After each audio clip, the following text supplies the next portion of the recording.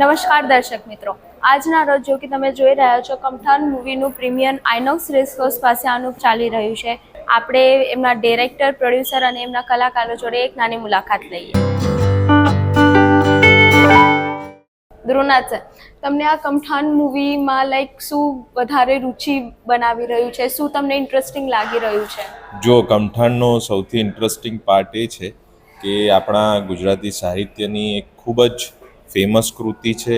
અશ્વિની ભટ્ટ જેવા superstar writer ની આ નોવેલ છે અને ખૂબ જ વંચાયેલી, ખૂબ જ વખણાયેલી વાર્તા છે.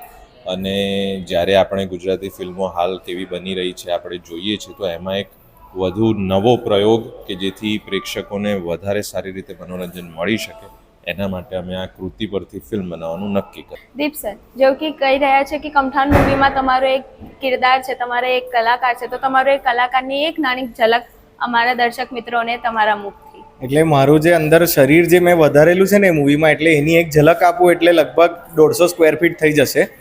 એટલે એના માટે હું અહીંયા આપી દઈશ તો લોકો જાય નહીં. અને મારી જેટલી બી ઝલક મારે બતાવવાની હતી ને, મેં ટ્રેલરમાં બતાવી છે. ટ્રેલરમાં જરૂરથી જોજો. PSI પંડ્યાનો મેં રોલ કર્યો છે અને તમને હસાવવાની જવાબદારી હું લઉં છું પિક્ચરની અંદર. એમ તો આખું પિક્ચર જ મોજ છે, મજા આવશે. આખા પિક્ચરમાં હસી છે, લોટપોટ થઈને તમે ગાડા થઈ જશો. પણ જ્યારે બી હું હોઈશ ને ત્યારે આપણે ખાલી મજા જ છે, કોઈ સિરિયસ વાત નહીં. બીજા બધા થોડી ઘણી હજુ કદાચ સિરિયસ વાત કરે ખરા.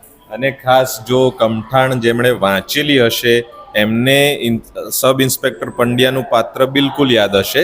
અને જ્યારે દીપભાઈને હવે પડદા ઉપર જોશે ને, ત્યાર પછી હવે એમની કલ્પનામાં ફક્ત દીપભાઈ જ રહેશે. એવી ઉમદા કલાકારી એમણે કરી છે. Thank you so much sir. આના હું અલગ રૂપિયા નહીં આપું. પણ જેમ કે સરે કીધું કે કમઠાણ એક નોવલમાંથી એક મૂવીમાં ટ્રાન્સફર થઈ રહી છે, તો સર આ કમઠાણ નોવલમાંથી જે મૂવીમાં ટ્રાન્સફર થઈ, તો એના માટે જેનાથી તમે બતાવી રહ્યા છો કે આપણે નોવલ એવી ને એવી જાળવી રહી છે, એની અંદર કાંઈ છેડછાડ થયો નથી, તો એની માટે 2-3 છે. જી, આ એક જેમ કે ફિલ્મ સાથે જોડાયેલ છે 2 પ્રોડક્શન હાઉસીસ, હરફનમોલા ફિલ્મ્સ અને પેમ સ્ટુડિયો. અને હેલ્લારો જેવી ઉત્કૃષ્ટ નેશનલ એવોર્ડ વિનિંગ ફિલ્મ બનાવ્યા બાદ જ્યારે એ લોકો બીજી ફિલ્મ લઈને આવી રહ્યા છે, તો એમના પોતાના ઉપર પોતાને સાર્થક કરવાની જવાબદારી હતી. એટલે એમણે આવી કૃતિ પસંદ કરી કે જે ખૂબ જ અનકન્વેન્શનલ છે. એની વાર્તા જ્યારે તમે ફિલ્મ જોશો તો તમને ખબર પડશે, કોઈ હીરો નહીં, હિરોઈન નહીં, પણ એની વાર્તા જ ફિલ્મનો મુખ્ય હીરો છે, મુખ્ય હિરોઈન છે. બીજું, કમઠાણ આજથી 20 વર્ષ પહેલાં લખાયેલી, 25 વર્ષ પહેલાં લખાયેલી કૃતિ છે. અને ગુજરાતના ચરોતર પ્રદેશના એક નાનકડા ગામના પાત્રોની વાણી, વર્તન, વ્યવહારની વાત છે. સરસ મજાની ઘટનાઓ છે. તો એ ઊભી કરવી એ ખૂબ ચેલેન્જિંગ હતું, કે જે આ બંને પ્રોડક્શન હાઉસીસે એ ચેલેન્જ સ્વીકાર્યું. અને ડિરેક્શન ટીમ તો ખરી જ, કે ડિરેક્શન ટીમની મહેનત ખરી જ, પણ એ સિવાય cinematography, music, costume, makeup, sound, આ બધા જ જે ટેકનિકલ ડિપાર્ટમેન્ટ્સ છે, એ બધા જ ડિપાર્ટમેન્ટ્સના હેડ એમણે પણ ખૂબ રિસર્ચ અને ખૂબ મહેનત કરી કે આ બધાનો સમન્વય થાય. અને જે અશ્વિની દાદાએ વાર્તામાં જે લખ્યું છે, કે જે વાંચતી વખતે તમારી કલ્પનામાં ઉભરી આવે, એ જ વસ્તુ અમે ધ્યાન રાખ્યું છે કે પડદા પર પણ ઉભરી આવે. એટલે જ્યારે તમે ફિલ્મ જોશો ત્યારે તમને ચોક્કસ એ ગુજરાતની સંસ્કૃતિનો, ગુજરાતની માટીનો રંગ દેખાઈ આવશે. સર, તમને કમઠાણ મૂવીમાં સૌથી ઇન્ટરેસ્ટિંગ, સૌથી રોમાંચક કયો સીન લાગી રહ્યો છે, એ અમારા દર્શક મિત્રોને થોડુંક જણાવો. મારા માટે જો આખી મૂવીનું એક સરસ, મારા માટેનો જે ફેવરેટ સીન છે, એ સીન નહીં પણ આખો સોંગ છે. અને એ છે પરસંગ સોંગ જે છે મૂવીનું. એ મને ખૂબ જ પ્રિય છે. નહીં માત્ર કે સંગીત કે સોંગ, પણ સાથે એની અંદર જે આખું બધાના પાત્રોના, કારણ કે એક જગ્યા એવી છે કે જ્યાં બધા જ પાત્રો આવી ગયા છે, ભેગા થઈ ગયા છે. અને અત્યારે બોલ, પેલું કહેવાય ને કે 2 પાર્ટી છે, તો ball is in police is court અને ball is also in thief court. અત્યારે બોલ વચ્ચે છે. પોલીસવાળા એ બોલ પોતાની તરફ લેવાની કોશિશ કરી રહ્યા છે અને ચોરવાળા પણ એને પોતાની તરફ રાખવાની કોશિશ કરી રહ્યા છે. એવો આખો સીન છે. અને છેલ્લે જે પલડું ને પાછું આખું ગોળ ફરે છે, જ્યારે સંગીત પતે છે, આખું સોંગ પતે છે, તેની મજા કંઈક અલગ છે. અને મને એ સોંગમાં સાચું કહું છું, મને આજની તારીખે બી અમે અમારી કોમેડી ફેક્ટરીની જે ઓફિસ છે તેમાં એ સોંગ લગભગ દિવસના 2 થી 3 વખત અમે સાંભળીએ છીએ અને ગઈએ છીએ, દિલથી ગઈએ છીએ. એટલું સુંદર સોંગ મેહુલ સુરતીએ બનાવ્યું છે અને આ મૂવીની અંદર સંગીત પણ એમણે જ આપ્યું છે.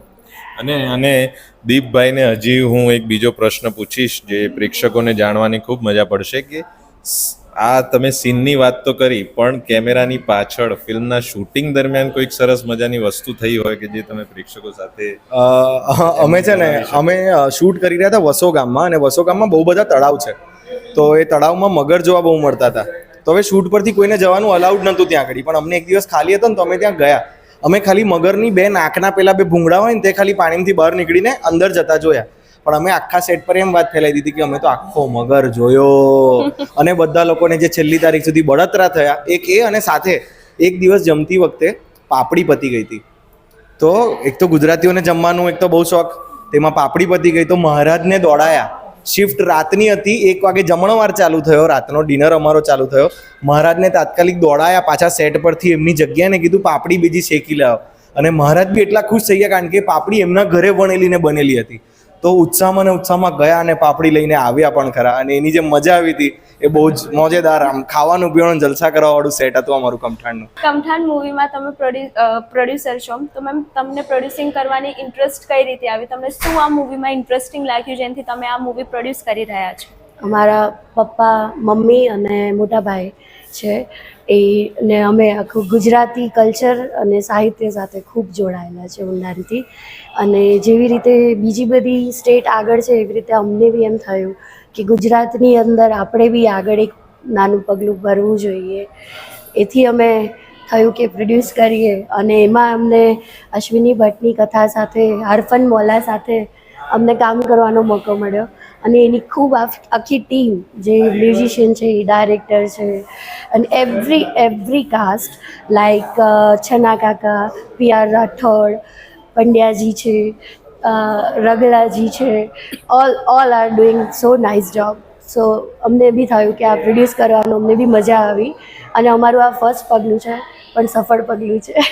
તમને આ કમઠાણ મૂવીમાં સૌથી ઇન્ટરેસ્ટિંગ સીન કે સૌથી મજેદાર સીન કયો લાગે છે? હવે આમાં એવું છે કે આ મૂવીના ઘણા બધા ક્ષણ એવા છે કે જે ભૂલાય એવા નથી, એકવારમાં તો ક્યારેય નહીં. એટલે મને પી.આર. રાઠોડની વાઈફની વાતો, પછી છના કાકાનું એક્શન છે, પછી મ્યુઝિક ડાયરેક્ટરનું મ્યુઝિક છે, રગલાજીનું તો લાસ્ટ સુધીને આમ એક મોમેન્ટ એવી નથી કે અમે ભૂલ્યા હોય. અને દર્શન પ્રભુદાસજીના થોટ્સ અને એમની એક્ટિંગ સો ગુડ છે. હાલમાં જે ગુજરાતી ઇન્ડસ્ટ્રી આટલી ઉપર ઉભરીને આવ્યું છે તેની અંદર મીડિયાનો બહુ જ મોટો ફાળો છે. પ્રિન્ટ મીડિયા હોય, ન્યૂઝ મીડિયા હોય કે પછી સોશિયલ મીડિયા હોય. અને એની અંદર અત્યારે અમારી સાથે જે લોકો છે સિને ગુજરાતી ને એમની આખી ટીમ અહીંયા અમારી સાથે છે. Thank you so much. તમે અમારી મૂવીને પ્રમોટ કરી રહ્યા છો ને. અને હું દર્શકોને કહીશ કે જરૂરથી સિને ગુજરાતીને યુટ્યુબ, ઇન્સ્ટા, ફેસબુક બધી જગ્યાએ પ્લીઝ ફોલો અને સબસ્ક્રાઈબ કરજો.